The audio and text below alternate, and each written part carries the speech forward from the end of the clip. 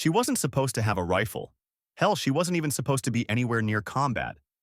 Just observe, take notes, file reports about what the real fighters do in the field.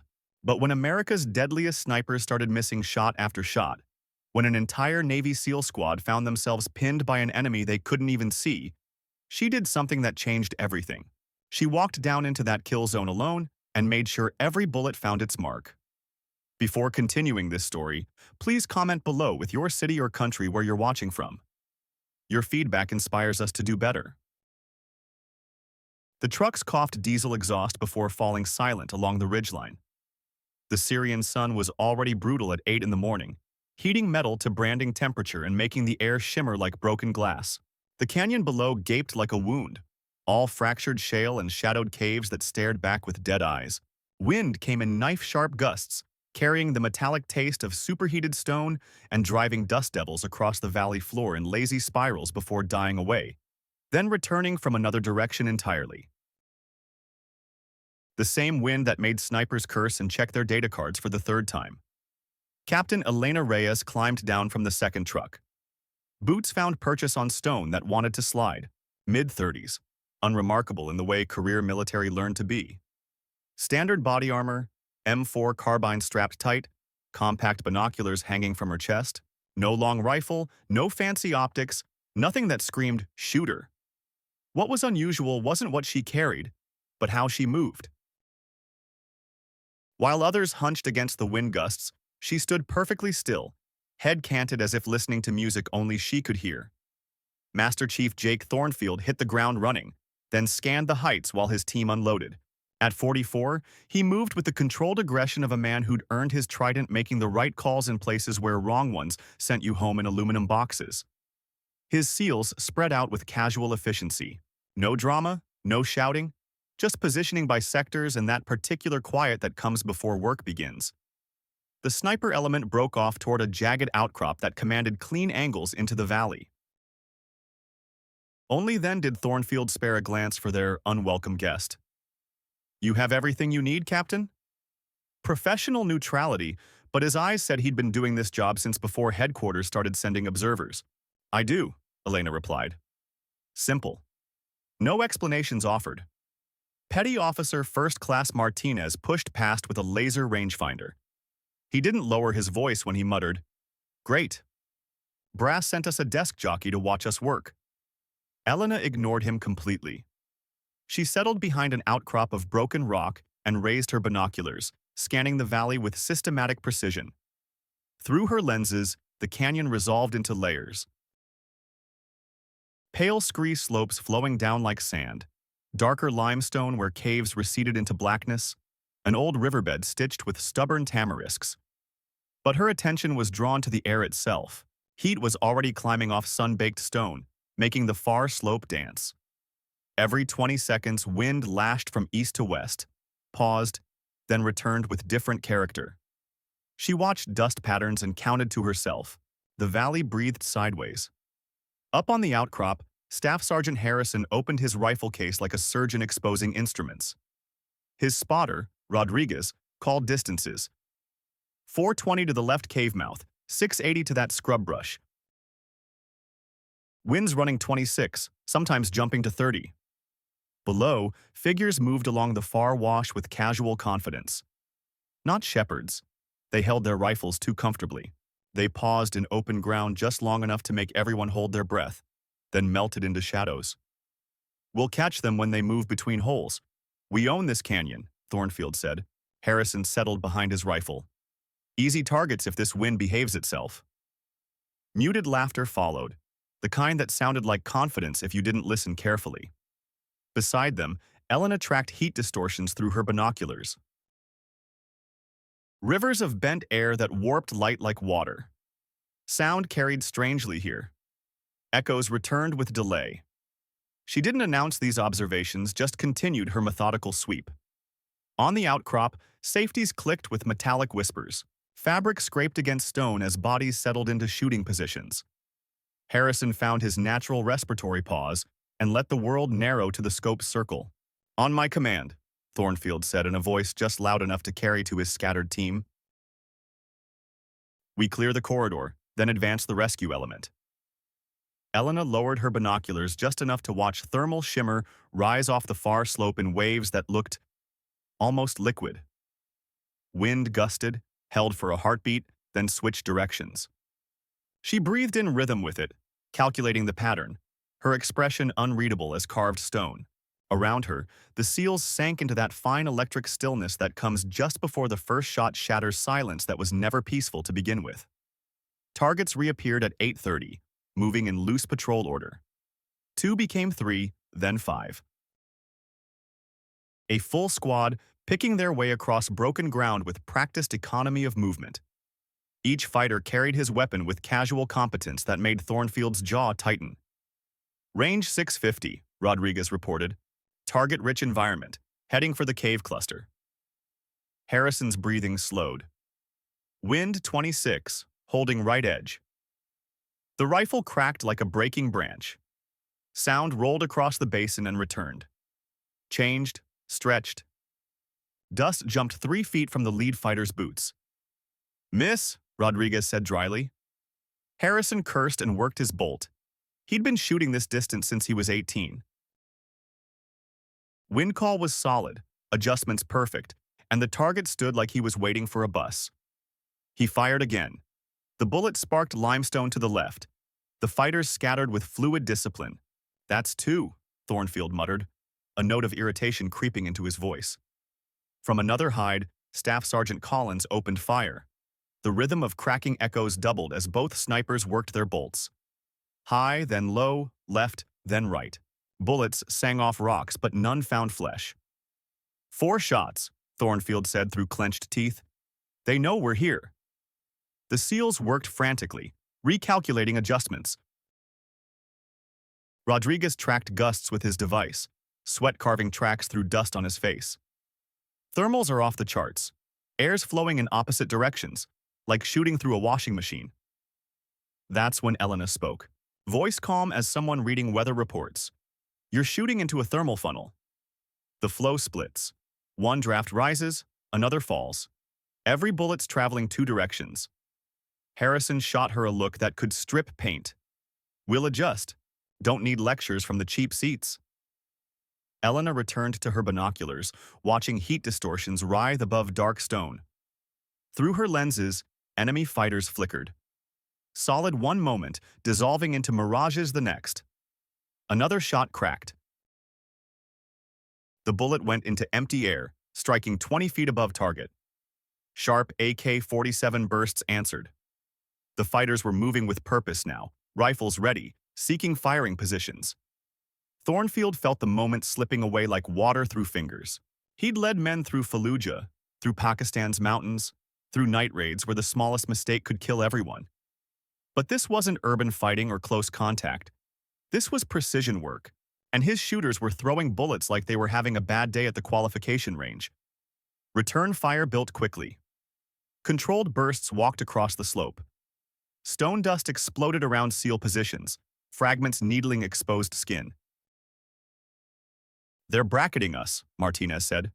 "Listen, mortar tubes." The distinctive thunk-thunk rolled across the canyon. "Incoming!" Thornfield yelled. The first mortar fell long, throwing a geyser of dirt on the opposite ridge. The second fell short, but the third landed with precision that froze everyone's blood. Harrison rolled away, blood streaming from shrapnel cuts.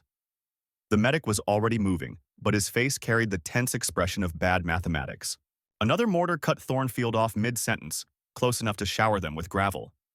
Rodriguez grabbed his shoulder where stone had ripped him open. Below in the valley, figures darted between positions with coordinated movement that spoke of months of rehearsal. For every enemy they spotted, 2 more were already repositioning. The ambush was unfolding like a musical piece, each part perfectly timed to complement the others. "We need to move," Martinez hissed. But even saying it, he knew it was impossible. The wounded couldn't be carried fast enough, and the path down from their ridge was open to every enemy position in the valley. They weren't retreating anywhere. They were pinned. Elena slipped lower behind her cover. Binoculars steady despite the chaos unfolding around her. While the seals cursed and bled, she continued tracking patterns below. How one firing position suppressed the ridge while another repositioned. How the mortar crew used pre-scouted coordinates to walk fire closer with each salvo. "They're not scattered," she said quietly, almost to herself. "They're echeloned." Thornfield heard her despite the noise and turned, face streaked with dust and frustration. "What did you say?"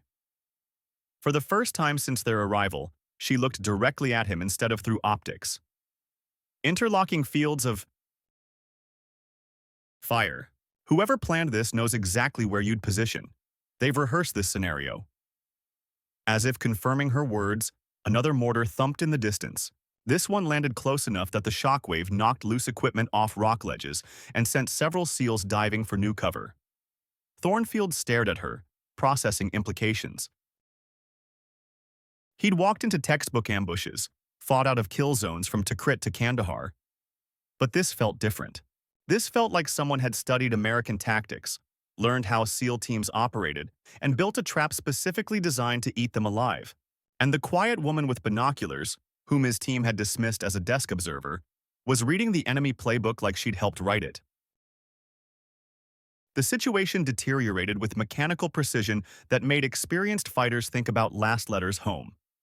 Another mortar blast shook the ridge hard enough to crack stone, sending fragments whistling through the air like angry hornets. Casualties were accumulating faster than medics could treat them, and ammunition counters were dropping to numbers that made squad leaders nervous. Harrison, his right arm wrapped in blood-soaked gauze, tried to work his bolt left-handed and nearly dropped the rifle. "I can't hold zeros like this," he admitted through gritted teeth. Collins had moved to a backup position, but his shots were still going wide. High when he compensated for thermal rise. Low when he tried to account for tricky winds. "It's like the air down there is made of liquid," he said, frustration cracking his professional composure. That's when Elena did something that made everyone stop what they were doing and stare. She carefully placed her binoculars on the stone beside her with the sort of meticulous precision someone might use to set down a pen after signing important documents. Then she unclipped a compact pack from her hip and extracted a weapon that definitely wasn't listed on any manifest. It wasn't a standard military rifle. Compact. Black. With a suppressor that spoke of someone who'd given serious thought to not advertising their presence. Custom modifications showed years of use.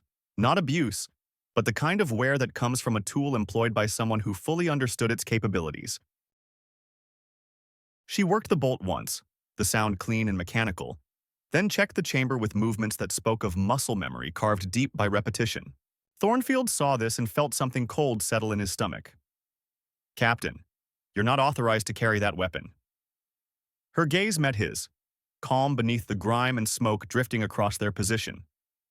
"Neither are they," she said, nodding toward muzzle flashes winking from the valley below. "But they're shooting at us anyway." She moved into a firing position with fluid economy of someone who'd done this more times than she could count. No fussing with bipods or adjustments. No consultations with range cards or wind meters. Just body to ground, cheek to stock, breathing already measured and controlled. Through her scope, the valley resolved differently than through the SEAL's optics. She wasn't chasing movement or trying to track running figures. She was watching distortions, where heat bent air in telltale patterns, where dust settled in ways that betrayed hidden positions, where shadows shifted without wind to move them. 2 o'clock, mid-slope behind the boulder cluster, she murmured in conversational tones despite the chaos around her. She made a slight adjustment to her scope. 2 clicks left to account for the valley's quirky wind patterns, then settled into her natural respiratory pause. The suppressed crack was barely audible above the ongoing firefight. But down in the valley, a figure preparing to launch another RPG suddenly pitched forward and didn't get up. Martinez blinked hard, not sure what he'd just witnessed. "What the hell?" Elena was already shifting her scope, seeking another target. She found it in the heat shimmer rising off sun-warmed stone, a fighter who thought he was invisible behind a natural curtain of distorted air. Her second shot was as precise as the first. The man dropped without ever knowing where death had come from. Rodriguez, despite blood seeping through his bandages, couldn't help but whisper what everyone was thinking. "Holy, who is this woman?" Elena's finger found the trigger reset, tone level as if she were calling range estimates. Someone keeping you alive. Another shot, another enemy fighter down. And for the first time since the ambush began, the SEALs felt the balance of battle shifting in their favor, not through superior numbers or heavier weapons, but because someone they'd written off as dead weight was systematically dismantling the trap built to kill them. The tactical situation shifted so rapidly it made everyone dizzy. One moment the SEALs were pinned, bleeding, and running out of options. The next, their observer was methodically erasing enemy positions with clinical precision that made professionals pay attention. Elena worked targets with mathematical efficiency. Each shot was deliberate, calculated, final. Where Harrison and Collins struggled with heat distortions and tricky winds, she seemed to read the air itself, compensating for invisible currents with adjustments so subtle they looked like instinct. The machine gunner suppressing their left flank suddenly went quiet. Elena had put a bullet through his chest at 400 meters, shooting through thermal shimmer that would have fooled most scopes. The RPG crew preparing to bracket their position found themselves one man short when her bullet found the ammunition bearer as he bent for another rocket. The SEALs, stunned into temporary silence by the display of marksmanship, began finding their rhythm again. Martinez called corrections to his shooters, but now they followed Elena's lead instead of trying to improvise solutions to problems she'd already solved. Target, cave mouth at 3 o'clock, Thornfield said, spotting movement in shadows. I see him, Elena replied. She waited, patient as stone, until the fighter shifted just enough to expose a shoulder. The suppressed crack immediately followed the distinctive sound of a weapon clattering on rock as lifeless fingers released their grip. Collins, his confidence returning with each enemy position that went silent, managed his first solid hit of the day, a fighter who exposed himself trying to reposition after Elena eliminated his partner. Finally, he muttered, working his bolt with renewed purpose. But the enemy wasn't finished. Survivors began adapting, using smoke and coordinated movement to complicate targeting solutions. A white phosphorus grenade burst on the valley floor, creating a screen of thick smoke that hid entire sections of the battlefield. They're adjusting, Martinez observed, tracking movement through his scope, trying to mask displacement. Elena never stopped scanning. Even when smoke obscured visual contact, she watched patterns. How the white clouds moved in the valley's uneven winds, were they thinned enough to show glimpses of movement? How sound carried differently through the chemical haze.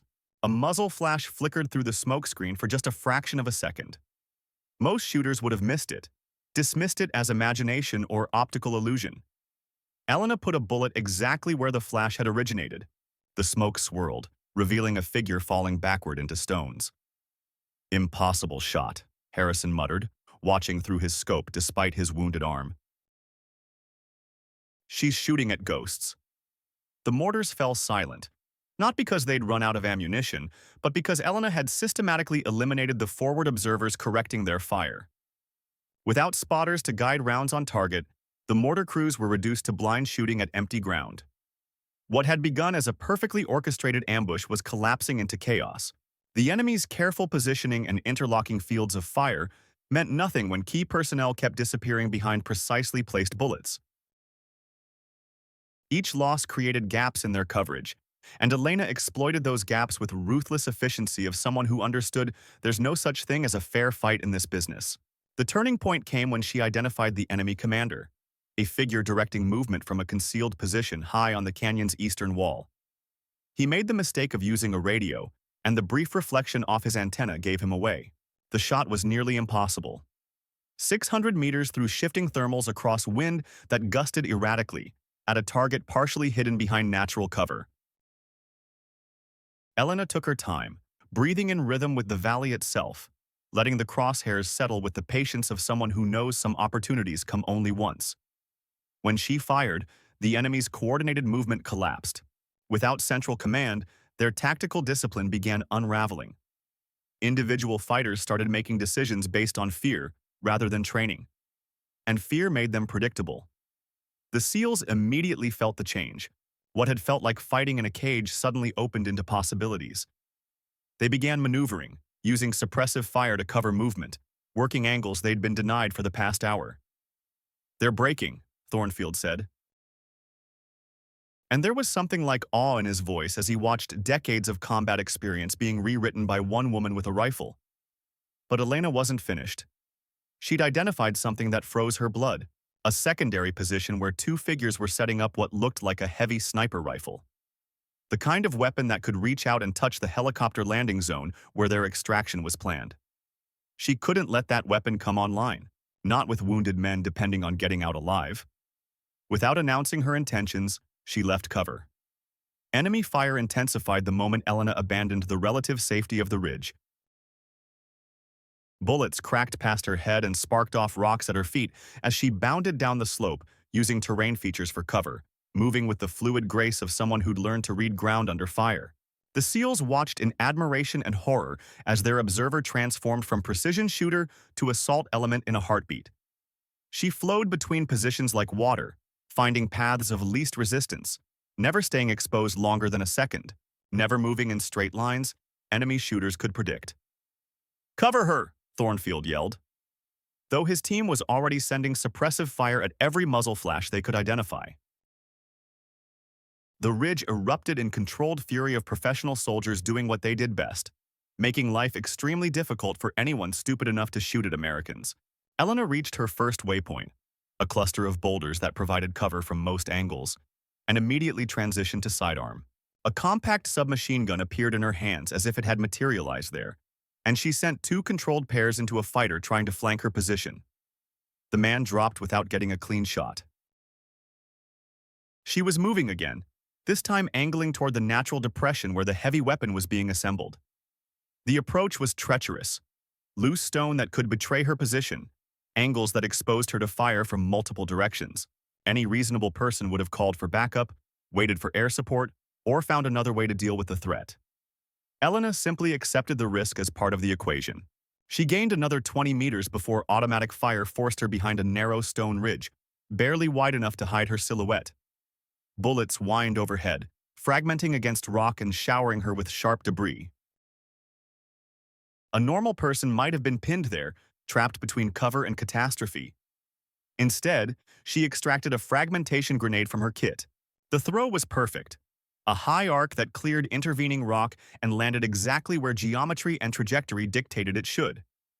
The explosion echoed across the valley like thunder, and when the dust settled, the heavy weapon position was silent. But the enemy had one more surprise. A fighter she hadn't seen, hadn't even known existed, rose from a spider hole barely 10 feet away. AK-47 already centering on her center mass. At this range, with her weapon transitioning between targets, she should have been dead. Should have been. The fighter's first shot went wide as Elena threw herself sideways. Her own sidearm was coming up in a movement that defied physics and common sense. 3 shots from a weapon that shouldn't have been accurate at this distance. From a shooting position that shouldn't have been stable enough to matter, all 3 shots found center mass. The fighter fell back into the hole he'd emerged from, and the valley finally, mercifully, fell silent. Elena lowered her weapon, scanned once more for threats, then began the careful climb back to the ridge where her teammates waited in stunned silence. The evacuation helicopter's rotors were still spooling up when Master Chief Thornfield finally found words he'd been searching for since watching their observer single-handedly dismantle an enemy squad. "Captain," he said, approaching where Elena sat cleaning her rifle with methodical precision that left no doubt about her priorities. She looked up from her cleaning rod, expression giving nothing away. "Ask what you did down there." He gestured toward the now quiet valley where smoke still drifted from positions that would never threaten American forces again. "That wasn't luck. That wasn't even just good training. I've worked with Delta, with DevGru, with shooters who are legends in this community. What I watched you do today..." He stopped, shaking his head as if trying to dislodge thoughts that didn't quite fit his understanding of how the world worked. Elena waited, offering no assistance, not filling silence with explanations he hadn't asked for. "How?" he finally said. "How did you do what 3 SEAL snipers couldn't?"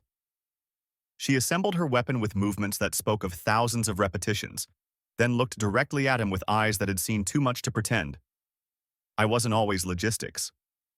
What were you? A pause, long enough for the helicopter crew to complete their post-flight checks and begin loading wounded. The person they sent when logistics wasn't enough. Martinez, his arm in a sling but curiosity uninjured, leaned closer. What unit? What command? Elena's smile was barely visible and didn't touch her eyes. The kind that doesn't exist on organizational charts. She stood, slinging her rifle across her chest with practiced ease. Your people did good work today, Master Chief. They adapted. They supported. They kept fighting when everything went wrong. That's what matters. But Thornfield wasn't ready to let it go. Captain, with respect, we need to understand. You need to understand that sometimes the person who looks like they don't belong is exactly the person you need. She cut him off. Not unkindly, but with finality that brooked no argument. And sometimes the best way to win a fight is to have someone the enemy doesn't see coming. The crew chief signaled they were ready for passenger loading. Elena picked up her small pack and walked toward the aircraft, moving with the same unhurried precision that had characterized everything she'd done since climbing down from the truck that morning. As she reached the aircraft, Harrison, his shooting arm bandaged but functional, caught her attention. He pulled a spent brass case from his pocket, one that had ejected from her rifle during the firefight, and held it out. Keep it, she said without taking it. Reminder that sometimes you need to change the rules to win the game. She climbed aboard without looking back, settling into a seat by the door where she could watch the valley grow smaller as they gained altitude. Below, the canyon that had been a death trap for American forces was now just another stretch of Syrian mountainous terrain, empty and peaceful under the climbing sun. The SEALs sat in contemplative silence during the flight back to base, each processing what he'd witnessed in his own way. They'd been saved not by superior firepower or tactical brilliance, but by a woman they'd assumed was sent to observe their work. Rodriguez, looking out the window at terrain that looked exactly like every other valley in Syria, finally voiced what everyone was thinking. We'll never see her again, will we? Martinez slowly shook his head. People like that don't stick around for debriefs and after-action reports. They just disappear. Thornfield sat across from where Elena had been positioned, studying the empty space as if it might give up secrets. His team was alive because someone had intervened when conventional tactics failed. Someone who'd walked down into a kill zone alone and emerged victorious against impossible odds. Someone who was never supposed to fire a single shot. The brass case Harrison still clutched in his good hand caught light streaming through the helicopter's windows. Later, he'd have a single word engraved on it: respect. Not because she demanded it, but because she'd earned it in the only currency that matters to professionals who deal in life and death. 3 days after the incident at Crimson Valley, Captain Elena Reyes sat in a sterile office at Forward Operating Base Sentinel, reviewing a stack of papers that had nothing to do with sniper shooting or saving lives. Supply reports, inventory sheets, transportation requests, the mundane bureaucracy of war that continues regardless of who lives or dies in the field. A knock at her door interrupted her. She looked up, expecting to see another clerk with another form to sign. Instead, Colonel Marcus Steele stood in the doorway, a man whose reputation preceded him even in remote corners of the Syrian desert. Captain Reyes, he said, entering without invitation. We need to talk. She set down her pen and leaned back in her chair. About what, sir? Steele closed the door behind him and took the seat across from her desk. His movements were precise, economical, like a man who never wasted energy. About what happened at Crimson Valley. About how a civilian observer became a one-woman army and saved a SEAL squad from annihilation. Elena met his gaze evenly. I simply adapted to changing circumstances, sir. Adapted, Steele repeated, and there was a note of sarcasm in his voice. That's an interesting way to describe what Master Chief Thornfield called the most impressive display of marksmanship he'd seen in 20 years of service. She didn't respond, just waited. Experience had taught her that when people like Colonel Steele started digging, it was better to let them talk. You see, Captain, that intrigued me. So I did a little research. He pulled out a tablet and scrolled through several screens. Elena Reyes, Academy graduate, logistics, and supply specialization. Service record impeccable but unremarkable. No red flags, no special commendations. Just another competent officer doing her job. He looked up from the tablet. Except for one curious detail. Right here in your academy record, there's a gap. A semester that seems like it never happened. No records, no grades, nothing. Elena's face remained neutral. I don't know what you're talking about, sir. Of course you don't. Steele leaned back in his chair. Just like you don't know about your fingerprints accidentally showing up in a system connected to a case that technically doesn't exist. An operation that, if it had occurred, which it didn't, would have involved elimination of a high-priority target in a location we can't name. Silence stretched between them.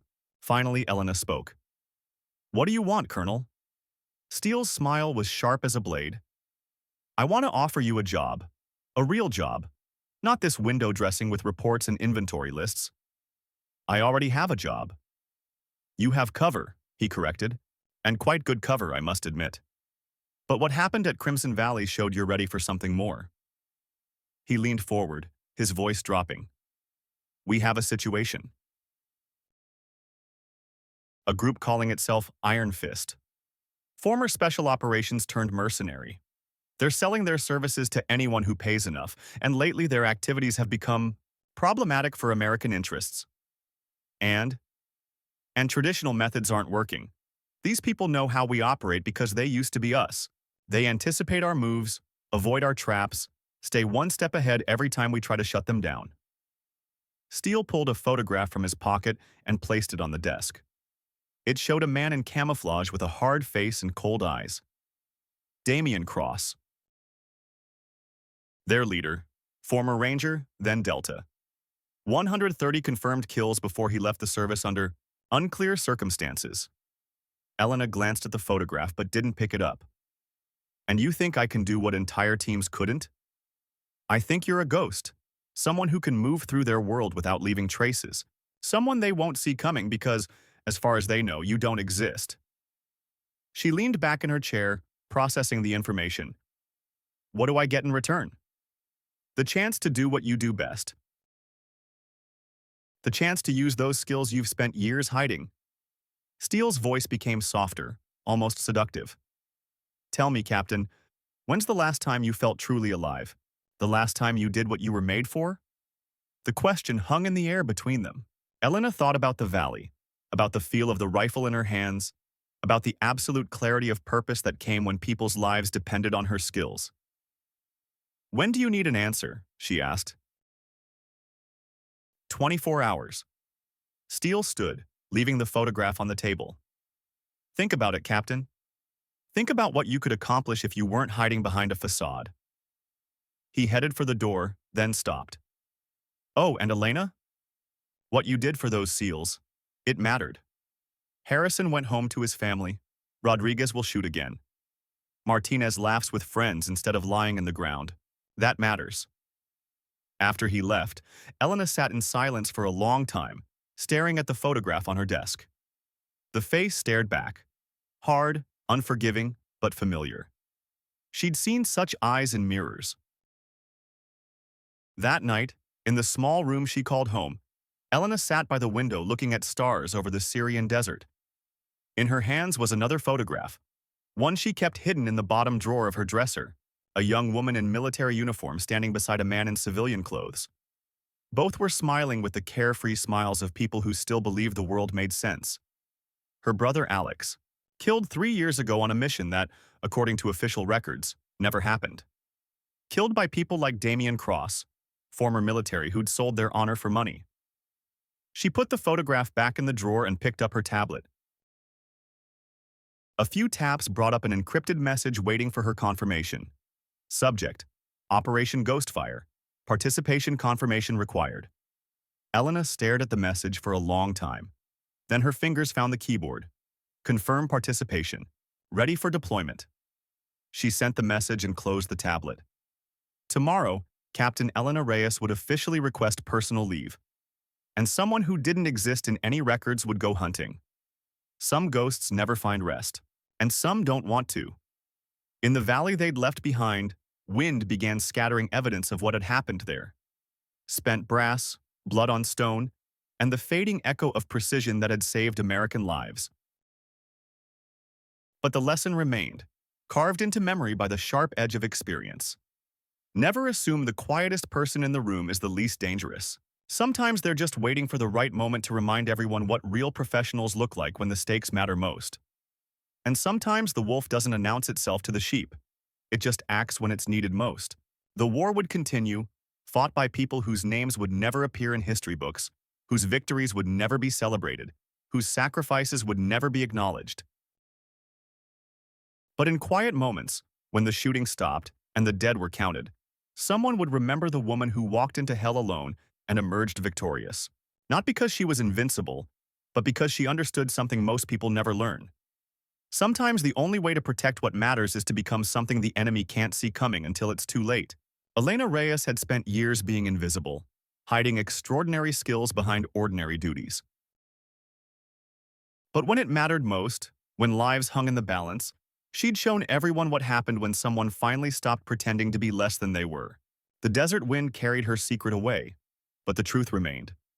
Sometimes the most dangerous person in any room is the one nobody notices until they decide to be noticed. And by then, it's already too late.